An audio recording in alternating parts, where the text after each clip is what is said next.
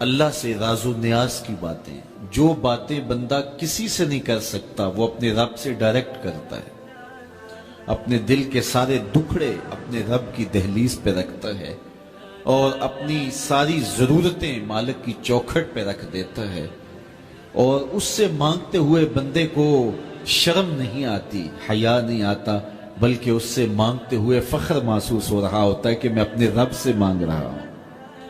کسی اور سے مانگیں تو جھجک لگتی ہے، لیکن مالک سے مانگیں تو اپنائیت کا احساس ہوتا ہے کہ میں اس سے مانگ رہا ہوں، اس لیے کہ وہ ہمارا رب لگتا ہے، ہمارا اس سے ربط کتنا گہرا ہے۔ مسجد نبوی کا ایک کونا تھا اور ایک بندہ وہاں بیٹھ کے دعا مانگ رہا تھا۔ اس کے دعا کے لفظوں پہ غور کیجئے، اے اللہ میں تجھ سے اس لیے مانگتا ہوں کہ تو میرا اللہ ہے، تیرے علاوہ میرا ہے بھی تو کوئی نہیں۔ تو یہ وہ دعا مانگ رہا تھا اور مسجد نبوی کے کونے میں بیٹھا تھا۔ حضور نے دیکھا تو ایک صحابی سے کہا، وہ جو دعا مانگ رہا ہے اس کو جا کے بتا دو تمہاری دعا قبول ہو گئی ہے۔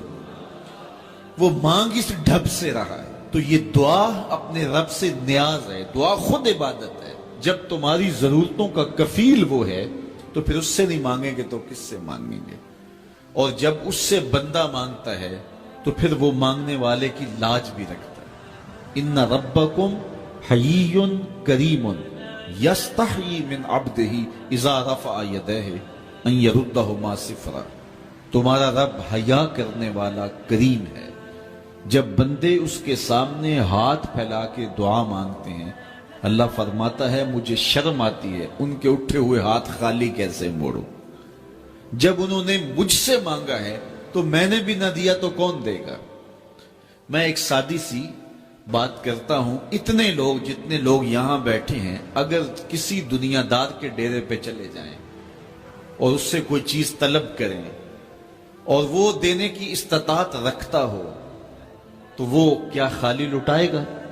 وہ کہے گا اتنے لوگ آگے ہو تو ڈیرہ داری کی شان کے خلاف ہے کہ میں ان کو خالی لٹاؤں۔ تو جب یہ دنیا دار خالی نہیں لٹاتا تو رب کیسے خالی لٹائے گا؟ جب بندے اس کی دہلیز پہ چل کے آ جائیں تو وہ بندوں کی ضرورتوں کا کفیل ہے اور ان کے ہر درد کو جانتا ہے اور ان کی ضرورتوں کو پورا کرتا ہے۔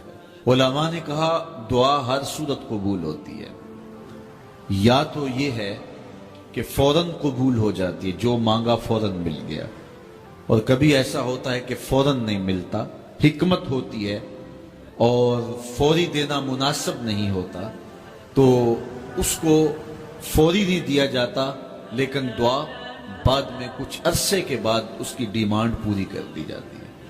اور کبھی ایسا ہوتا ہے نہ فوری دیا جاتا ہے نہ بدیر دیا جاتا ہے، اس دعا کو ذخیرہ کر لیا جاتا ہے اور حشر کے دن اس کا بدلہ دیا جائے گا۔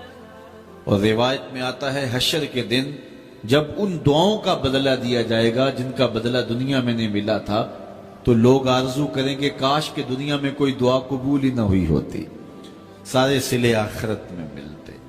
اللہ اکبر۔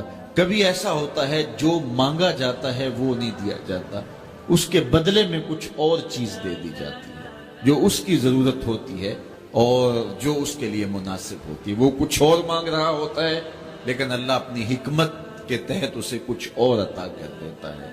بہر صورت دعا قبول ہوتی ہے اور بندوں کے اٹھے ہوئے ہاتھ اللہ پسند کرتا ہے۔ آج یہ بھی بحث چلتی ہے نہیں مانگنا چاہیے، فلاں وقت میں نہیں مانگنا چاہیے، تو وہ کہتا ہے مجھ سے مانگو جب بھی مانگو، میرا دست کرم تمہیں دینے پہ آمادہ ہے۔ اور اگر کوئی نہیں مانگتا تو فرمایا کل ما یابو بکم ربی لولا دعاؤکم، اے محبوب فرما دو اگر یہ نہیں مانگیں گے تو اللہ بھی پرواہ نہیں کرے گا۔ مانگنا تمہاری ضرورت ہے، اگر تم مانگتے رہو گے تمہاری جھولیاں بھرتا رہے، اور اگر تمہیں اسے نہیں پکارو گے تو وہ بھی تمہاری پرواہ نہیں کرے گا۔ تو اس کے حضور دعائیں